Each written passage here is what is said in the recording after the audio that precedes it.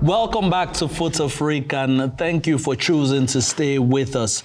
Now, this is the part of the show we honor the queens of African football and give you the answer to that trivia question I asked you earlier. The question was, how many times has the Golden Eaglets won the Under-17 World Cup? Well, not here to answer the question. All the way from Cape Town is Jessica, Rihanna Nkomo, right here on Fut-Afrique to answer that question. Jessica, I know you're wondering why I said Rihanna, but you're shining like a diamond today on the show. Thank you very much. And I was wondering what happened to Chidima. I was waiting for that name. So when you say Rihanna, I'm definitely going to ask you what's happening. Probably because I'm in Cape Town, I get a different name. But thank you so much for having me. So can you give us the answer to that question? 100%. So the answer to how many Under-17 World Cup tournaments has Nigeria won, the answer is 5. And it was in 1985, 1993, 2007, 2013, as well as 2015. Jessica, you wouldn't believe it that the Golden Eaglets wouldn't be participating in the next Under-17 World Cup. Could you believe that? But I just quickly wanted to share what they've done so far in the tournament when they won on those 5 occasions. In 1985, the Golden Eaglets won the maiden competition out in Beijing, China, beating Guinea in that tournament. In 1993, they actually beat Ghana 2-1 to win that competition. And in 2007, we had one of the most dramatic finales when they played against Spain for 120 minutes. It was a goalless draw, and Nigeria eventually won on penalties. Then we also have, by 2013, they were the first African country to win this tournament 4 times. By 2015, they beat Mali 2-0 in Chile. And in that tournament, we got Victor Osimhen, who scored 10 goals and won the Golden Boot in that competition. So, hey, I think the Golden Eaglets have done what they've needed to do in that tournament, and they shouldn't feel so bad about not participating this time around, don't you think? Absolutely. And this is the true definition of consistency. And they're setting the mark up. And Under-17, this is the kind of results that we're always looking forward to. But definitely they've really cemented themselves very well in that space. All right, let's get into it, because I know you have some hot stories for me, some juicy stories. What is happening with Linda Motlhalo?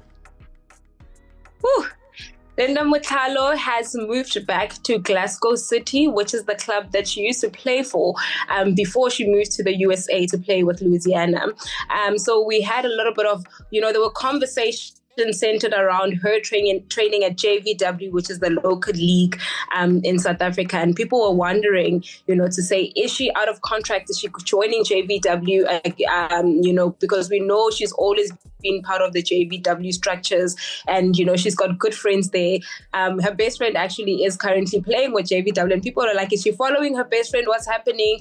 People are worried that as Linda is a young 26-year-old player, comes back home very early. Is there something in the pipeline for her? But we're absolutely so excited to receive the news that she goes back to the club that she did phenomenally well. We know that in USA she didn't get a lot of game time, which raised eyebrows, and people were like, this is our star, this is our no-look girl, what is happening? Why is she getting game time? But I think this move for her is a great one, because we've seen how marvelous she is. And the coach, is super excited to have her back as well. The chairman of the club, the chairlady of the club, is also super happy to have her back. And she knows and understands how challenging it's going to be now, because she's coming back from off-season. And, the training and fitness needs to be on par with everybody else in the club. But she has been following the matches and the games just to try and keep up. And, knowing some of the teammates already is probably going to be an easy adjustment for her. But we're super happy for our young Linda to go back to Glasgow, where we know she makes magic. And I think this is a very important and a big move for her. Oh, beautiful to hear that. Jessica, now let's get into the WAFCON qualifiers, because I believe the women's game always have those score lines that make me laugh. The 22-0, 19-0. Did anything like that happen in the WAFCON qualifiers? It definitely did. It definitely did. And I don't like how you shade these score lines. It's a very big challenge, but let's just talk about some of the results. We know that South Sudan played against Algeria, and the score was 5-0. Bad you one, see, I told you. If you're looking at the match, I think, basically for me, the stronger side will definitely be Algeria, because if you're looking at the scoreline, they scored in the first 19 minutes of the game, and scored again in the 41st minutes of the game just before halftime.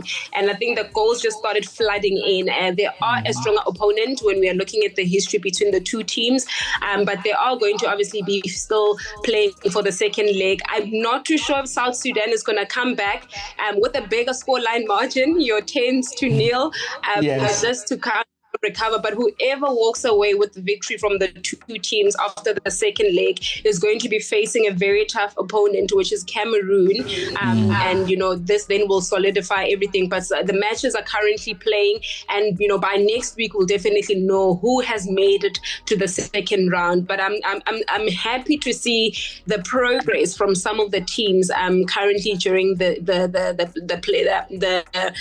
matches that are happening at this time. It's not a great scoreline for South Sudan, unfortunately, but hey, if you're playing against Algeria, you need to be very sure of your story. But 5-0 is not as bad as 15-0. Yes, and Gambia beating Niger also, that happened. Yeah, Gambia won 2, also scoring in the first 19 minutes of the game. And what's interesting about these two matches is they both scored, the first goals were scored at the 19th minutes and the 41st minutes, which is the same scoreline with Algeria and South Sudan. But I think Niger definitely did give Gambia a bit of a difficult one. It wasn't really an easy one. Unfortunately, if your opponent does so much analysis on you and knows your weaknesses, they can definitely play on that. And it also comes with the experience. Not a bad scoreline, but we'll definitely see what the second round looks like for both the teams. I think this one has more of an opportunity to try and make a comeback as opposed to South Sudan from that 5-0. Jessica, thank you so much for joining us right here on Fut-Afrique. It will be so nice to have you back in the studio next week. And to the viewers at home, we'll be updating you on the CHAN tournaments, the WAFCON, and definitely the inter-club competitions next week. My final thoughts on today's show is definitely dedicated to the women's game, also dedicated to one of the best commentators in the country, my friend Brian Mofokeng, who is one of the best as we continue to celebrate your achievements in African football. I also want to take this opportunity to dedicate my final thoughts to the friends, families, and fans of all those African footballers we've lost. Remember, legends never die. Their spirits simply fly, but they depend on you and I to keep their legacies alive. Till next time, Ninitanda Nonke Kakulu.